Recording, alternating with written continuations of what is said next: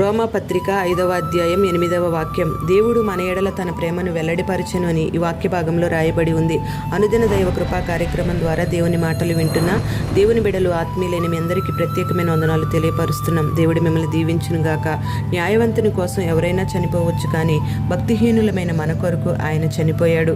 మనం విశ్వాసులం కాకముందు బలం లేని వారం, భక్తిహీనులం, దేవునికి విరోధులమైన వారం, ఒక మాటలో చెప్పాలంటే చెడ్డవాళ్ళం. మనకు మన పాపాలంటేనే ఎక్కువ ఇష్టం. అందుకే ఆయన్ని మనం కోరుకోలేదు, కానీ మనల్ని ఆయన కోరుకున్నాడు. మనల్ని విడిచిపెట్టకుండా పరలోకాన్ని విడిచి ఈ భూలోకానికి మన కొరకు దిగి వచ్చాడు. శిలువ శ్రమలను సహించి శిలువలో తన ప్రాణాన్ని అర్పించి 3వ దినాన తిరిగి లేచాడు. మన మీద ఉన్న ప్రతి పాప దోషాన్ని తొలగించి మనం భరించాల్సిన శిక్షను ఆయన భరించి మనల్ని పరలోక రాజ్య వారసులుగా దేవుడు మారుస్తూ వచ్చాడు. ఆయన రక్తము ద్వారా మనకు విమోచన కలుగు చేస్తూ వచ్చాడు.